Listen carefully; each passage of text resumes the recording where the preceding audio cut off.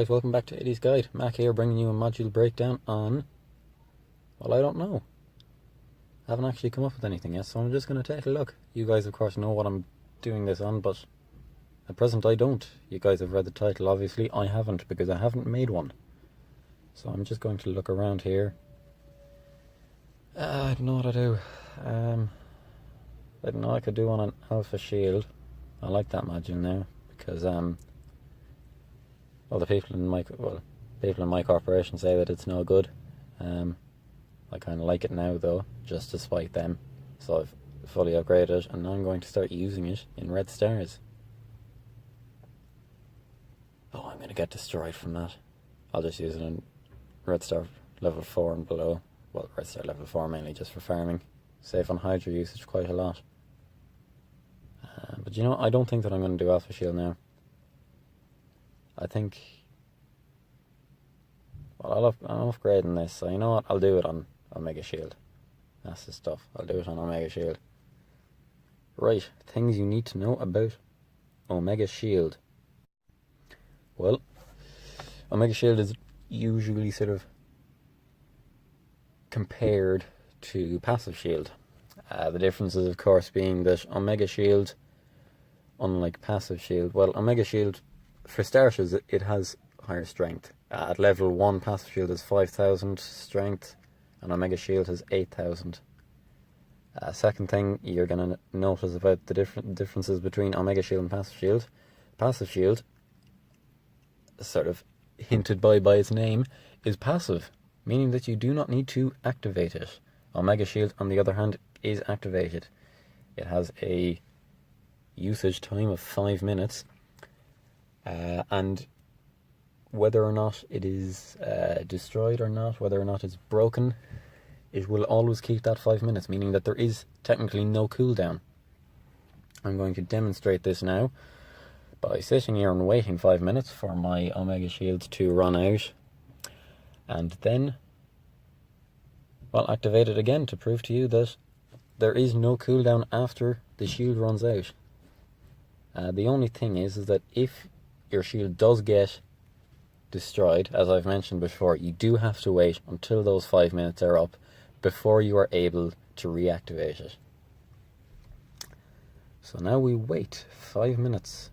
Probably not 5 minutes anymore, because that time will obviously have gone down.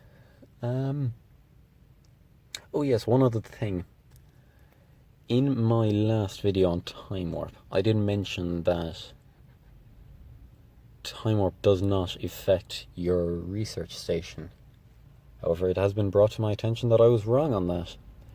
My assumption, like many, was that it doesn't actually affect any stations. However, apparently I was wrong. So, hands up for that one, my bad.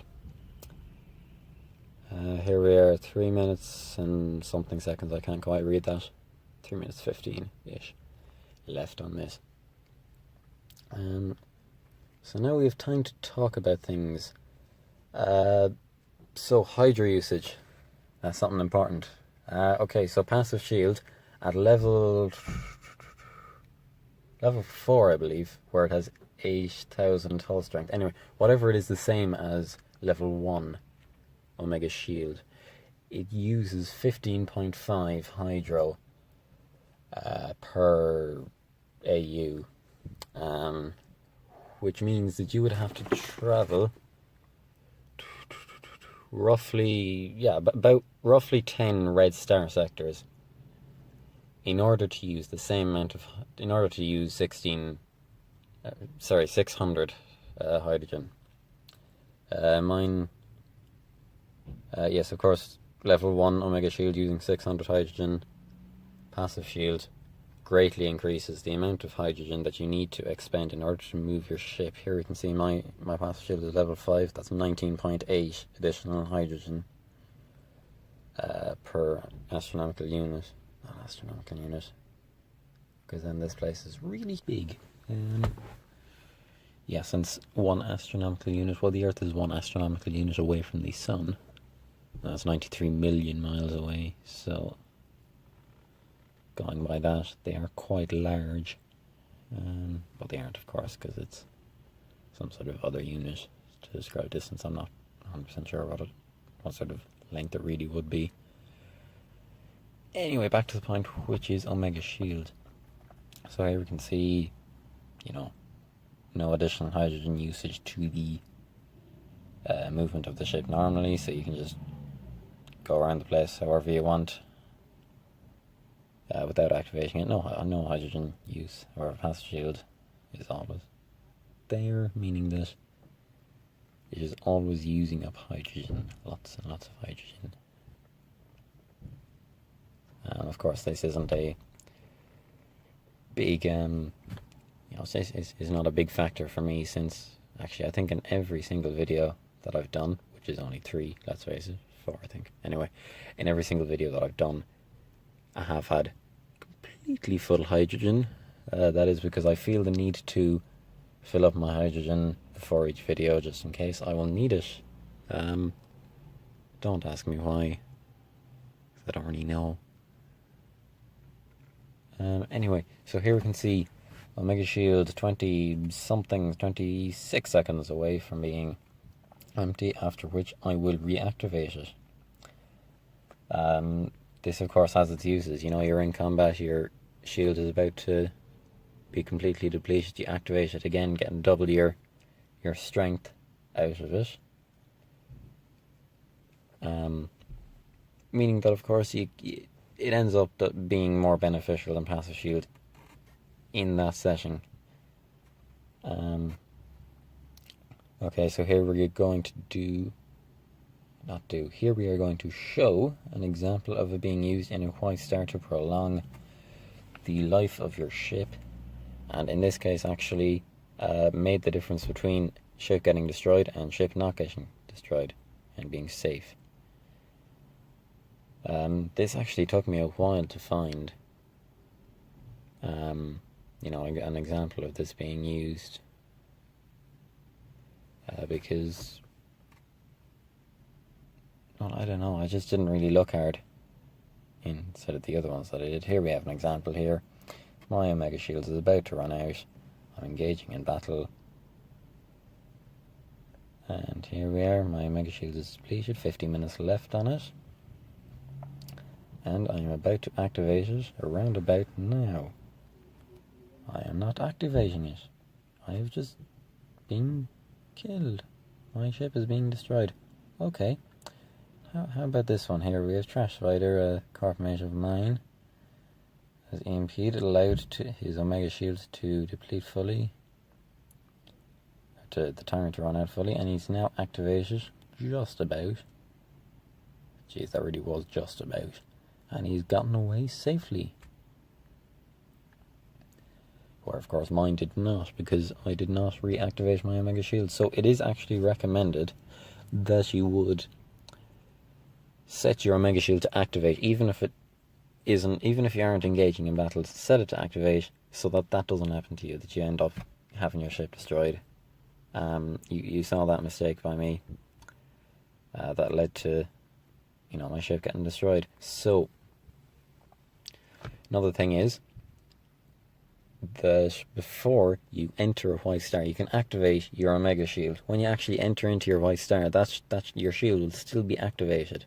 So any modules that you activate in your Yellow Star system, they will also be activated when you enter the when you enter through a jump gate. So when you enter a White Star or Red Star, not actually when you enter into a Blue Star. All modules are deactivated when you enter into a Blue Star, because it was getting overpowered. If you had you could end up just having 2 Omega Shields really.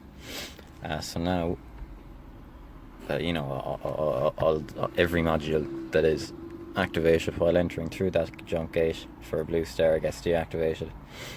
However, you can of course end up getting 2 shields in a Blue Star if you use Time Warp. Of course, a Blue Star lasting 5 minutes 20 seconds, Omega Shield lasting 5 minutes.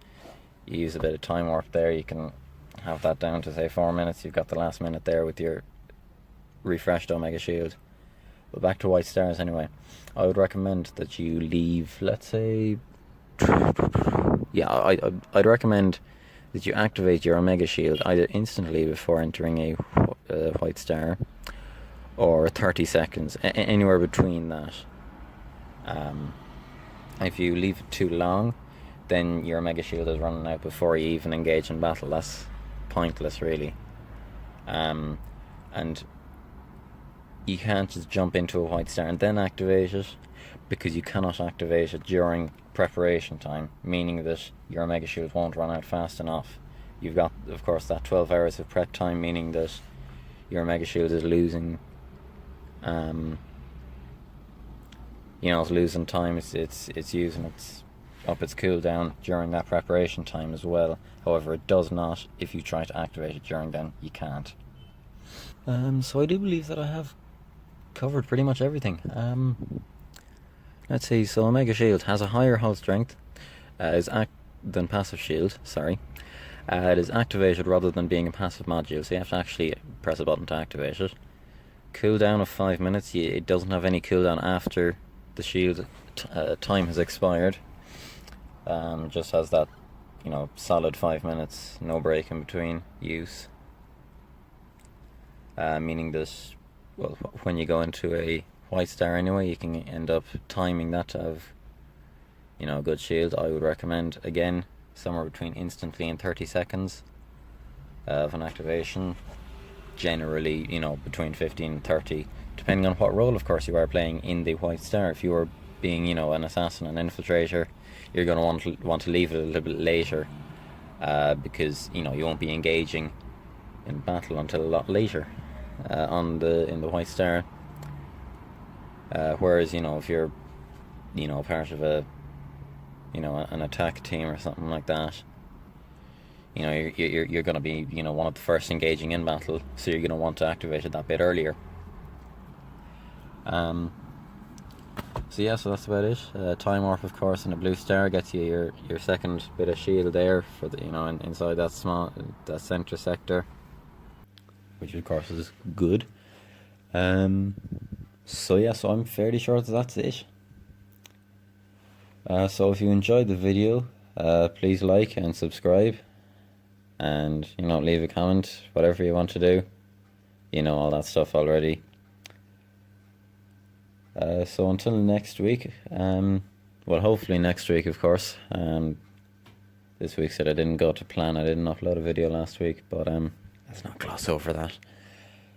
So thanks for watching, if you still are. If you're not, well, there's not much that I can do about that, is there? So no point in really me saying that.